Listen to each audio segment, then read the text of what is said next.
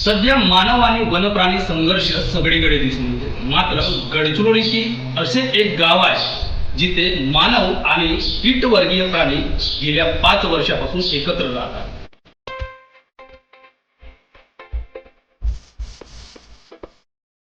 होय, हे खरं आहे. गडचिरोलीच्या आरमोरी तालुक्यातील शंकरनगर येथील अलोकराय कुटुंब गेल्या 5 वर्षांपासून कीटवर्गीय प्राणी असलेल्या मधमाशांच्या सहवासात राहतात.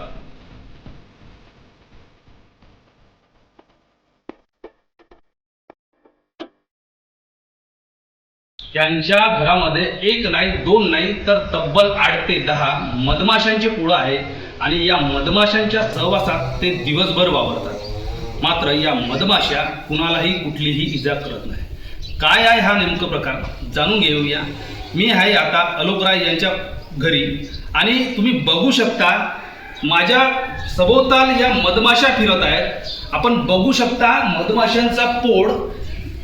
या घरामध्ये सिलिंगला जवळपास मोठे मोठे मधमाशांचे पोळ लागले आहेत. मी तुम्हाला दाखवण्याचा प्रयत्न करेल. हे मधमाशांच्या पोळाचे चित्र इथून बघताच इतकं भीतीदायक चित्र वाटतो. मधमाशांना बघताच अनेकांची भंबेरी उडते. अशा स्थितीत अलोकराय कुटुंब गेल्या 5 वर्षापासून या मधमाशांच्या सहवासात राहतात.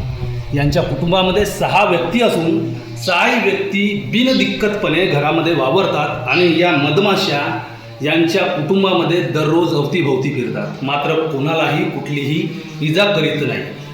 माझ्यासोबत आहेत अलोकराय कुटुंब प्रमुख अलोकराय आहेत. काय आहे नेमकं हा प्रकार, त्यांच्याकडून जाणून घेणार आहोत. साहेब, काय आहे, तुम्ही गेल्या 5 वर्षापासून तुमच्या घरामध्ये मधमाशांचे इतके मोठे पोळं आहेत, मात्र कुणालाही कुठलीही इजा करत नाही.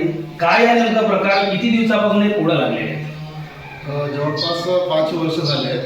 5 वर्षापासून ते जंगलातून अचानकपणे एक दिवस आले आमच्या बाल्कनीला. त्यांनी पोळ बनवली.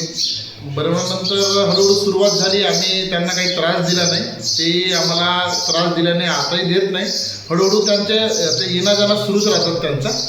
आता जवळपास 8 ते 9 पोळं तयार झाले आहेत. त्याबाबत काही भीती नाही. आमच्या कुटुंबातले सदस्यासारखंच वाटतं आम्हाला. असल्याचं नसल्याचं आम्हाला काही भान नाही. आम्हाला कुठलीही त्यांच्याकडून इजा नाही. आम्ही त्यांना कुठलाच त्रास देत नाही. मधमाशांची दैनंदिन पद्धती काय आहे? रोज सकाळी उठल्यानंतर मधमाशा कुठे जातात आणि काय करतात? सकाळी म्हणजे ते सायंकाळच्या वेळेस एकदम शांत असतात, झोपेत असावेत ते. सकाळलाच ते पाणीसाठी वगैरे भ्रमंती असतात. जिथे जिथे पाणी आहे तिथे जमा होतात. आपण बघितलेच आहात. त्याचा येण्या जाण्याचा क्रम सुरूच राहते. 10 ते 11च्या दरम्यान ते सर्व लोक विष्टेला जात असतात. म्हणजे त्यांचे जे पोळ आहे, पोळातून सर्व उडून बाहेर कुठेतरी घराच्या बाहेर जाऊन विष्टा वगैरे करून पुन्हा परत येत असतात. दिवसभर त्यांच्या फुलाचा रस वगैरे गोळा करण्याची त्याची दैनंदिनी सुरू असतात. सायंकाळच्या वेळेस पुन्हा एक वेळा ते विष्टेसाठी बाहेर जात असतात. लाईट जेव्हा सुरू राहते तेव्हा थोडासा भंबेरी उडल्यासारखी उडतात ते. आपल्याला भीती वाटत असेल पण त्याबाबत काही शंकाचा विषयच नाही आहे. काही आपल्याला त्रास देत नाही. ते आपलं कार्य करत असतात आणि याप्रमाणे ती दिनचर्या आहे. तुमचे लहान मुलं आहेत, मुलांना काय सांगशील का? तुझ्या घरामध्ये इतके सारे मधमाशांचे पोळ आहेत, अनेकांची मोठ्या मोठ्यांची भंबेरी उडते आणि तुम्ही या मधमाशांसोबत वावरता. काही त्रास नाही, कोणते त्रास नाही येत. नाही कोणते त्रास. माझ्यासोबत अलोकराय यांच्या आई आहेत, पत्नी आहेत. आजी, मला सांगा, तुम्ही इतक्या दिवसांपासून इथं राहताय, हे मधमाशांचे पोळ आहे एकदम. मी आत्ताही बघितलं, तुम्ही एकदम जवळ जाऊन त्यांना हात लावण्यापर्यंत तुम्ही हे करता. काय वाटते, म्हणजे इतक्या दिवसापासून? कुछ नहीं करता है. हम आता जाता है, सोता है, इधर खाता पीता है. जो मेहमान आएंगी तो इधर सब बैठता है, खाता है, इधर सब सो जाता है. कुछ नहीं करता है. वो आपण चलता फिरता है, आम्ही ऐसे चलता फिरता है. अच्छा, हाँ, कुछ नहीं करता. सहवास झाला आहे म्हणजे रोज फिरण्यामुळे त्या मधमाशांची तुम्हाला एक सहवास. हाँ, हमारा कुटुंब लोग आता है, इधर सो जाता है ना रात को, और खाना पीना इधर चलता है, सब खाता है, कुछ नहीं करता है. हम इधर रहता जाता है.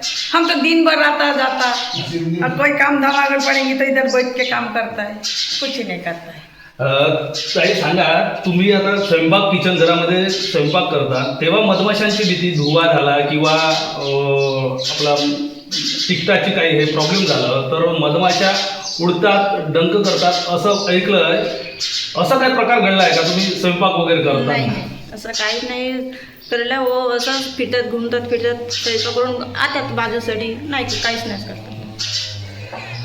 हिंदू संस्कृतीमध्ये घरावर मधमाशांचा पोळ म्हणजे समृद्धीचं प्रतीक मानलं जातं, भाग्यवान समजलं जातं.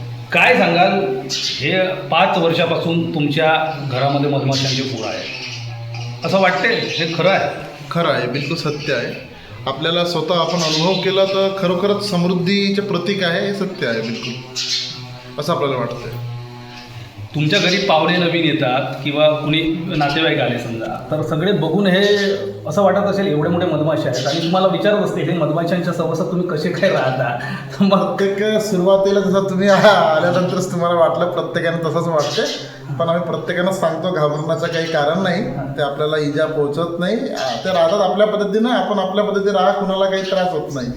ते सहवासात आल्यानंतर म्हणजे सुरुवातीला 10-15 मिनटं घाबरल्यासारखं त्यांना वाटतं, त्याच्यानंतर मग कुणाला त्याबाबत काही वाटत नाही, सगळेच बरोबर होऊन जातात.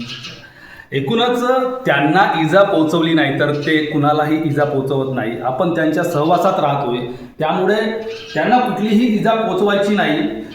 मी आपल्याला दाखवू शकतो, मी सुद्धा एकदम मधमाशांच्या पोळाजवळ आहे. माझ्या बागेत मागे जर बघितलं खूप मोठं मधमाशांचा पोळ आहे, इथे 4 ते 5 मधमाशांचे पोळ आहेत आणि मी बिलकुल यांच्या जवळ आहे. मला सुद्धा मी इथं आलो तेव्हा खूप भीती वाटत होती, मात्र थोड्या वेळ बसल्यानंतर अलोकराय कुटुंबियांनी सांगितलं काही करायचं नाही, काही होणार नाही. एकूणच हिंदू संस्कृतीमध्ये मधमाशांचा पोळ घरावर असणे म्हणजे शुभ प्रतीक मानलं जातं. मात्र या मधमाशांना पाहताच अनेकांची भंबेरी उडत असताना अलोकराय कुटुंब गेल्या 5 वर्षांपासून राहतोय. या मधमाशांच्या सहवासात राहताना नैसर्गिक जैवविविधतेची जतन करणे हा खरंच आश्चर्याचा विषय आहे. मंगेश भांडेकर, एबीपी माझा, शंकरनगर, गडचिरोली. एबीपी माझा, उघडा डोळे बघा नीट.